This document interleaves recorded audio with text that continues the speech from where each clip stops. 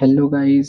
तो medical jurisprudence के अंदर हम देख चुके हैं कोर्ट ऑफ लॉ, इंक्वेस्ट और समन। आज हम देखेंगे डाइंग डेपोजिशन और डाइंग डेक्लरेशन। नोट्स के लिए लिंक डिस्क्रिप्शन में। ठीक है।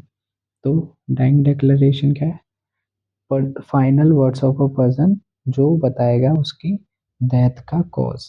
ठीक है, मतलब इसमें क्या होता है कि जो विक्टिम है हमारा वो स्टेटमेंट देगा मरने से पहले, मतलब जो कि मरने वाला है अभी। ठीक है, और वो एक्सप्लेन करेगा कि किसने उस पर हमला किया, क्या हुआ और उसको इंजरी क्या क्या है। ठीक है, वो होता है हमारा टाइम डेक्लेरेशन, मतलब कि इंसान के फाइनल वर्ड्स जो कि बताता है उसमें उसकी डेथ का कॉज।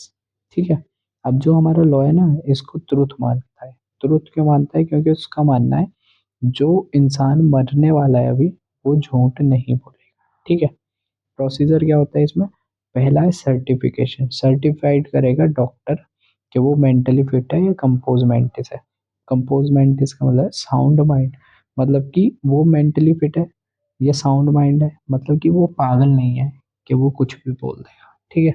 दूसरी चीज, अथॉरिटी जो इस चीज को रिकॉर्ड कर सकती है वो कोई भी हो सकता है, डॉक्टर भी हो सकता है या कोई भी पुलिस वाला भी हो सकता है।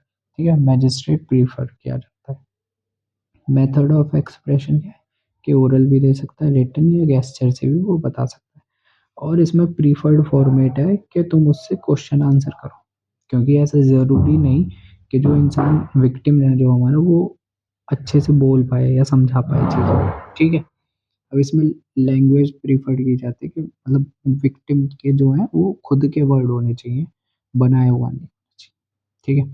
फाइनल वेरिफिकेशन क्या है कि उसको जो उसने बोला उसको पढ़ के सुनाओ। ठीक है, या उससे साइन करवाओ और थंब इम्प्रेशन लो उसका। ठीक है। अब इसके की फीचर क्या है कि भाई इसमें ना ओथ नहीं लेनी पड़ती, अब्सेंस ऑफ ओथ, और क्रॉस एग्जामिनेशन भी नहीं करना पड़ता। क्यों? क्योंकि ऐसा जरूर इसमें ऐसा नहीं होता कि एक्यूज जो है जिसने हमला किया या कुछ भी किया वो प्रेजेंट हो। ठीक है। तो इसमें नो क्रॉस एग्जामिनेशन।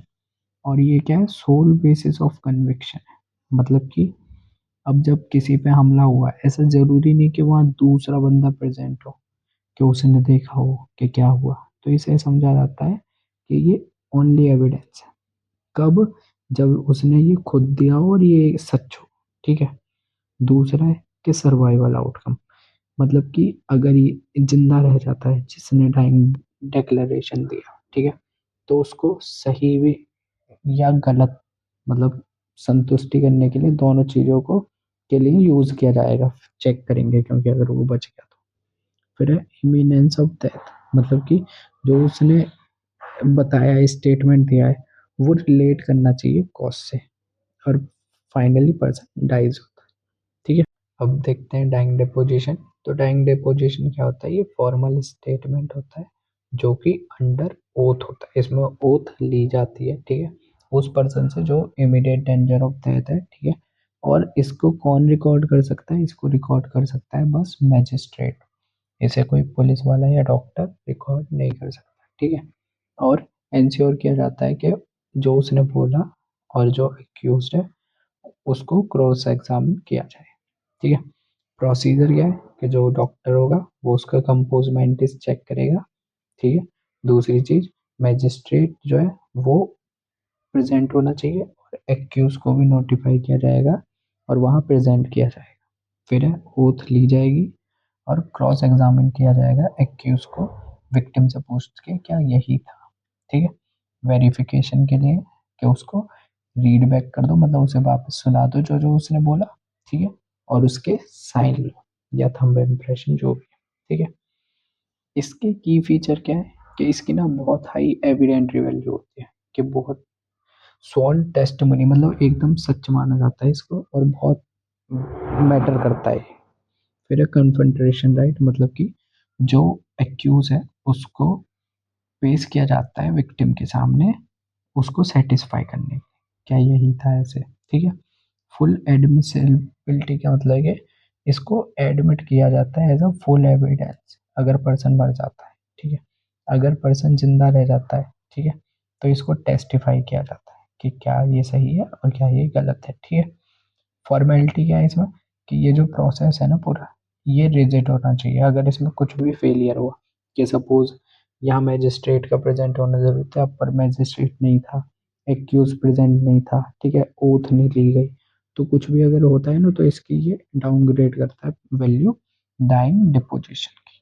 ठीक है, अब देखते हैं डाइंग डिक्लेरेशन और डाइंग डिपोजिशन का डिफरेंस, जो कि सबसे ज़्यादा पूछा जाता है।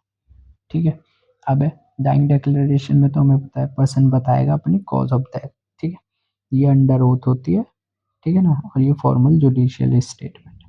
इसमें ओथ जो है नहीं ली जाती, इसमें ओथ ली जाती है। ठीक है, रिकॉर्डिंग अथॉरिटी इसमें मैंडेटरी नहीं, कोई भी ले सकता है, डॉक्टर, पुलिस या बाई स्टैंडर्ड। ठीक है, इसमें मैंडेटरी है कि मजिस्ट्रेट ही लेगा।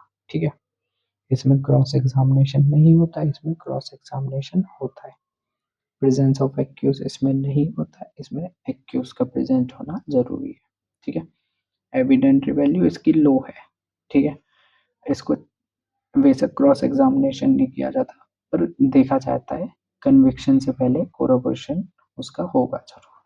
ठीक है, दूसरा जो टाइम डिपोजिशन है उसकी वैल्यू जाता है, और उसको ऐसा माना जाता है कोई जिन लाइव गवाह, मतलब कि कोई गवाह है उसने अपना गवाही पेश की हो। ठीक है, और जो हमारा सर्वाइवल ऑफ विटनेस है, मतलब अगर डाइंग डिक्लेरेशन में इंसान बच जाता है तो इसको यूज किया जाता है डिक्लेरेशन को गलत और सही साबित करने के लिए। लेकिन अगर डिपोजिशन में इंसान बच जाता है तो इसको डिस्कार्ड किया जाता है, फिर उसको दोबारा से चेक करना पड़ता है। ओके, तो इसका ये जो डिफरेंस है ये देख लेना, बाकी ये दोनों अच्छे से समझ आया होगा। ठीक है, थैंक यू।